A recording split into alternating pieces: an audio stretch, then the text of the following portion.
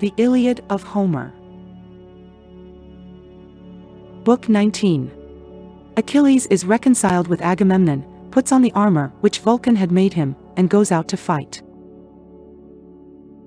Now when dawn in robe of saffron was hasting from the streams of Oceanus, to bring light to mortals and immortals, Thetis reached the ships with the armor that the god had given her. She found her son fallen about the body of Patroclus and weeping bitterly. Many also of his followers were weeping round him, but when the goddess came among them she clasped his hand in her own, saying, "My son, grieve as we may, we must let this man lie, for it is by heaven's will that he has fallen. Now, therefore, accept from Vulcan this rich and goodly armor, which no man has ever yet borne upon his shoulders."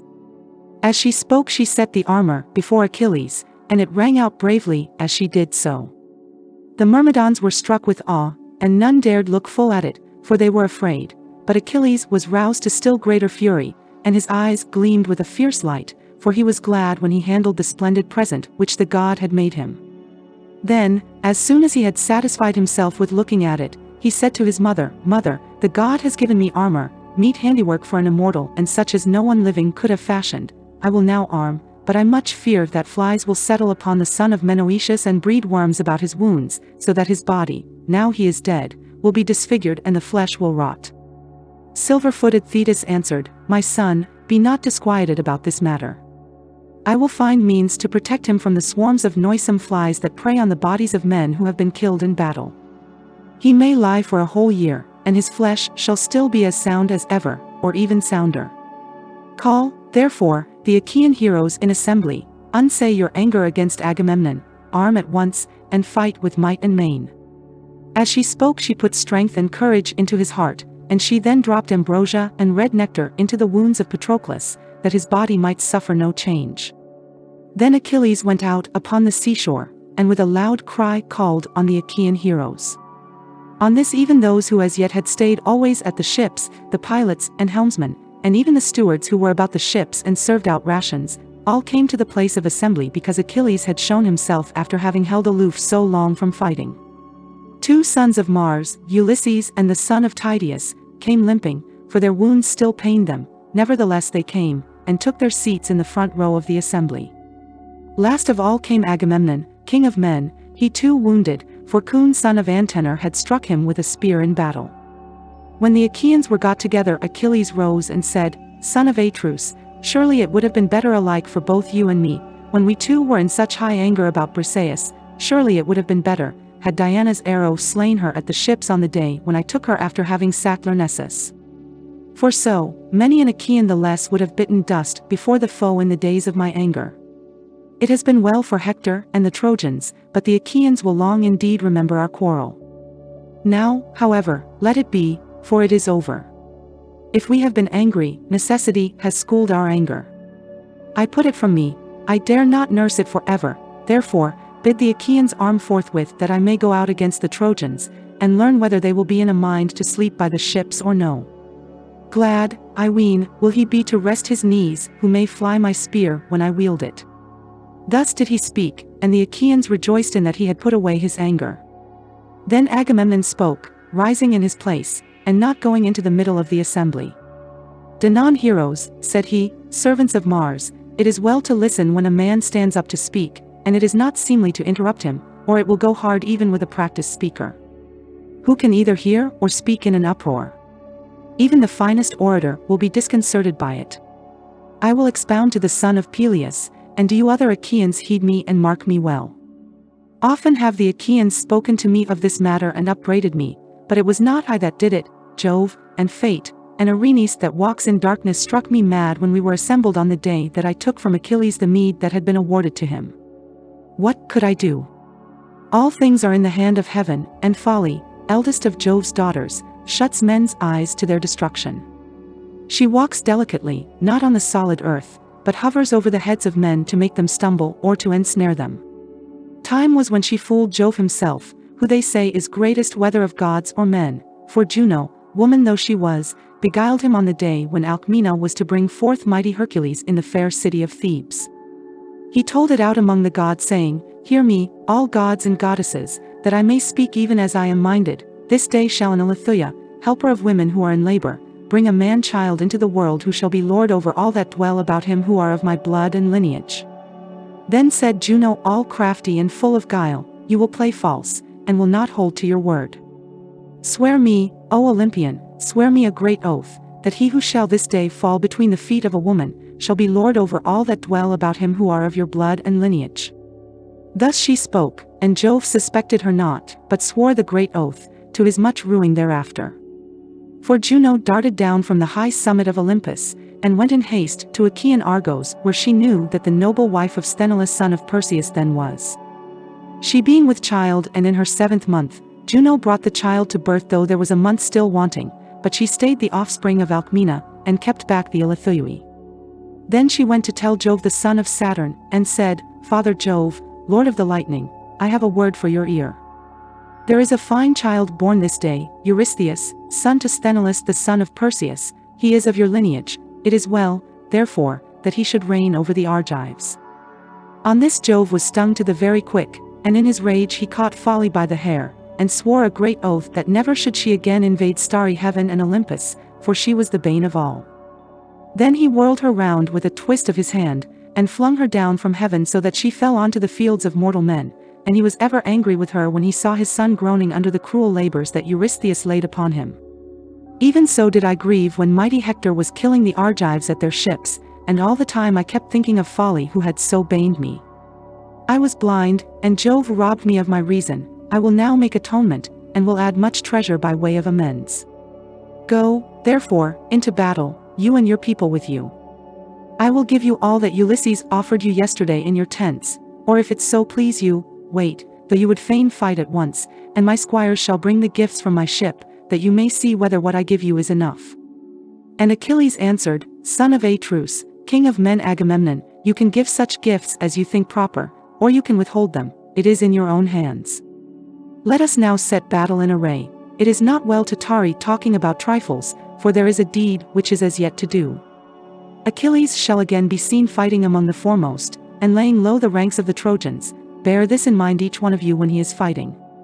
Then Ulysses said, Achilles, godlike and brave, send not the Achaeans thus against Iliad to fight the Trojans fasting, for the battle will be no brief one, when it is once begun, and heaven has filled both sides with fury. Bid them first take food, both bread and wine, by the ships, for in this there is strength and stay. No man can do battle the livelong day to the going down of the sun if he is without food. However much he may want to fight, his strength will fail him before he knows it. Hunger and thirst will find him out, and his limbs will grow weary under him. But a man can fight all day if he is full fed with meat and wine, his heart beats high, and his strength will stay till he has routed all his foes. Therefore, send the people away, and bid them prepare their meal. King Agamemnon will bring out the gifts in presence of the assembly, that all may see them and you may be satisfied. Moreover, let him swear an oath before the Argives that he has never gone up into the couch of Briseis, nor been with her after the manner of men and women. And do you, too, show yourself of a gracious mind. Let Agamemnon entertain you in his tents with a feast of reconciliation, that so you may have had your dues in full. As for you, son of Atreus, treat people more righteously in future. It is no disgrace even to a king that he should make amends if he was wrong in the first instance. And King Agamemnon answered, Son of Laertes, your words please me well, for throughout you have spoken wisely. I will swear as you would have me do. I do so of my own free will, neither shall I take the name of heaven in vain. Let, then, Achilles wait, though he would fain fight at once, and do you others wait also, till the gifts come from my tent and we ratify the oath with sacrifice. Thus, then, do I charge you, take some noble young Achaeans with you, and bring from my tents the gifts that I promised yesterday to Achilles, and bring the women also. Furthermore, let Talthybius find me a boar from those that are with the host, and make it ready for sacrifice to Jove and to the sun. Then said Achilles, Son of Atreus, king of men Agamemnon, see to these matters at some other season, when there is breathing time and when I am calmer. Would you have men eat, while the bodies of those whom Hector son of Priam slew are still lying mangled upon the plain? Let the sons of the Achaeans, say I, fight fasting and without food, till we have avenged them. Afterwards at the going down of the sun let them eat their fill. As for me, Patroclus is lying dead in my tent, all hacked and hewn, with his feet to the door, and his comrades are mourning round him. Therefore I can take thought of nothing save only slaughter and blood, and the rattle in the throat of the dying. Ulysses answered, Achilles, son of Peleus, mightiest of all the Achaeans, in battle you are better than I, and that more than a little, but in counsel I am much before you, for I am older and of greater knowledge. Therefore be patient under my words. Fighting is a thing of which men soon surfeit, and when Jove, who is war's steward, weighs the upshot, it may well prove that the straw which our sickles have reaped is far heavier than the grain. It may not be that the Achaeans should mourn the dead with their bellies. Day by day men fall thick and threefold continually. When should we have respite from our sorrow? Let us mourn our dead for a day, and bury them out of sight and mind, but let those of us who are left eat and drink that we may arm and fight our foes more fiercely. In that hour let no man hold back, waiting for a second summons. Such summons shall bode ill for him who is found lagging behind at our ships.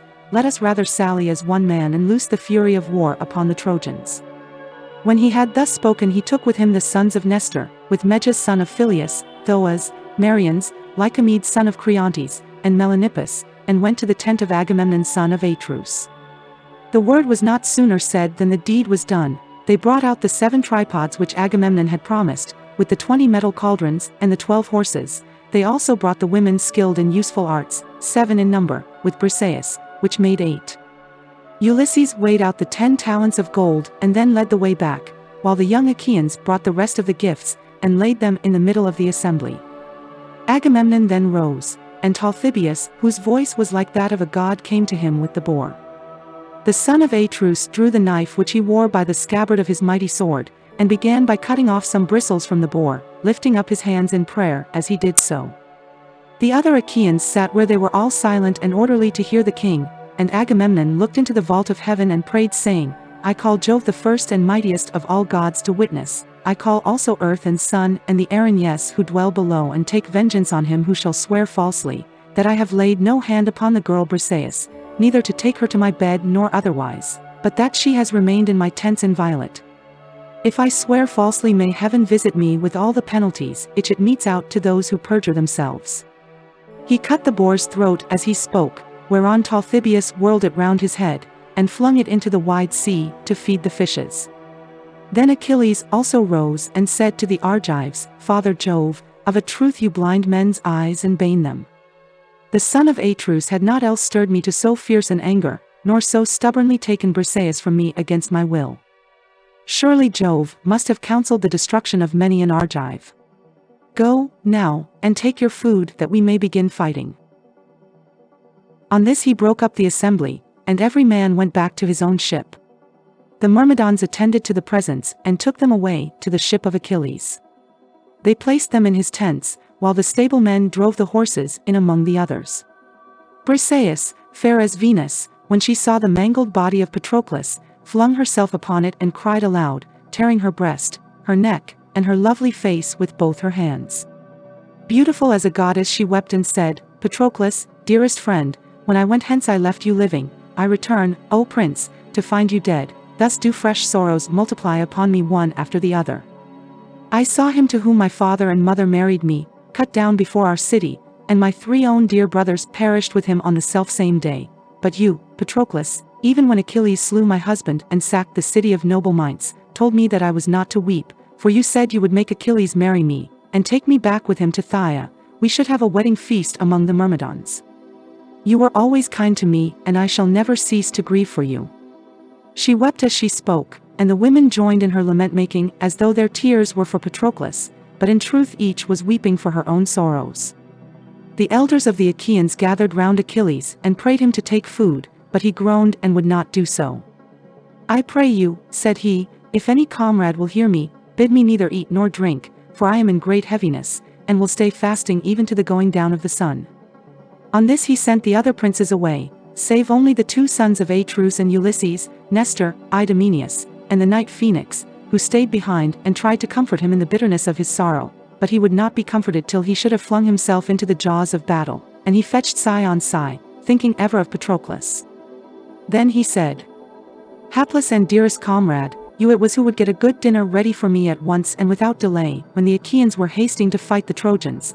Now, therefore, though I have meat and drink in my tents, yet will I fast for sorrow.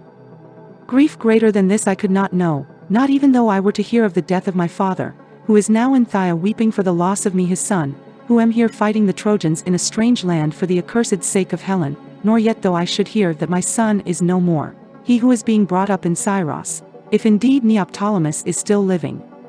Till now I made sure that I alone was to fall here at Troy away from Argos, while you were to return to Phthia. Bring back my son with you in your own ship, and show him all my property, my bondsmen, and the greatness of my house, for Peleus must surely be either dead, or what little life remains to him is oppressed alike with the infirmities of age and ever-present fear lest he should hear the sad tidings of my death. He wept as he spoke, and the elders sighed in concert as each thought on what he had left at home behind him. The son of Saturn looked down with pity upon them, and said presently to Minerva, "My child, you have quite deserted your hero. Is he then gone so clean out of your recollection? There he sits by the ships all desolate for the loss of his dear comrade, and though the others are gone to their dinner he will neither eat nor drink. Go then and drop nectar and ambrosia into his breast, that he may know no hunger." With these words he urged Minerva, who was already of the same mind. She darted down from heaven into the air like some falcon sailing on his broad wings and screaming. Meanwhile the Achaeans were arming throughout the host, and when Minerva had dropped nectar and ambrosia into Achilles so that no cruel hunger should cause his limbs to fail him, she went back to the house of her mighty father.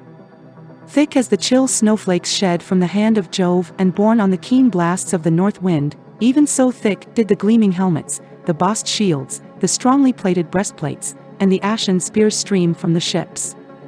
The sheen pierced the sky, the whole land was radiant with their flashing armor, and the sound of the tramp of their treading rose from under their feet.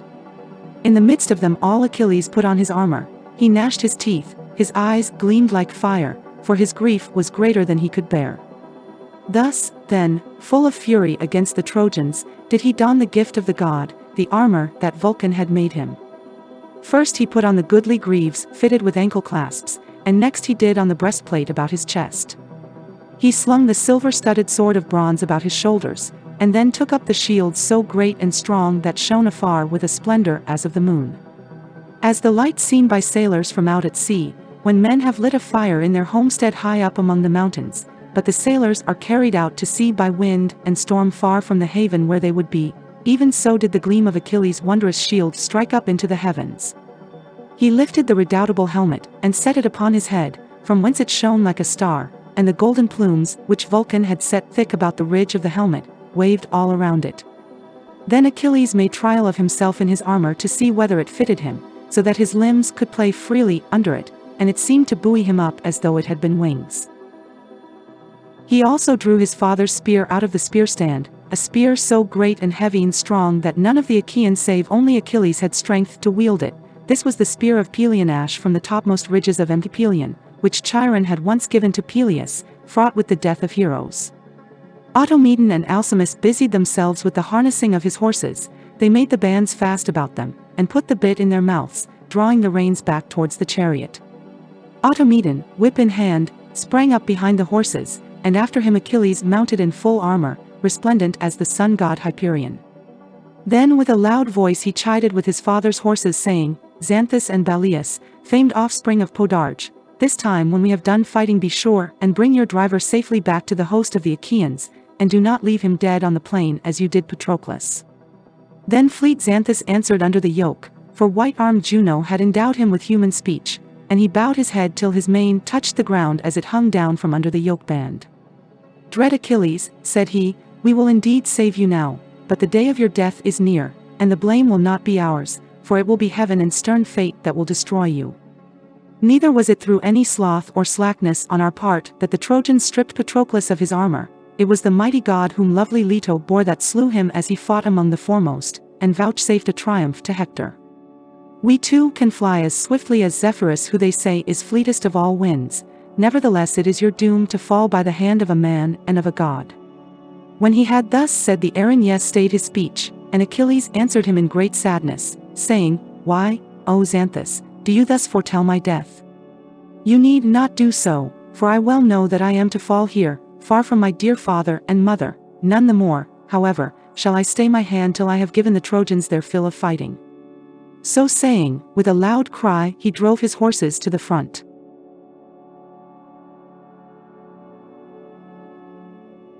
Thank you for watching. Stay tuned for more of the Iliad of Homer.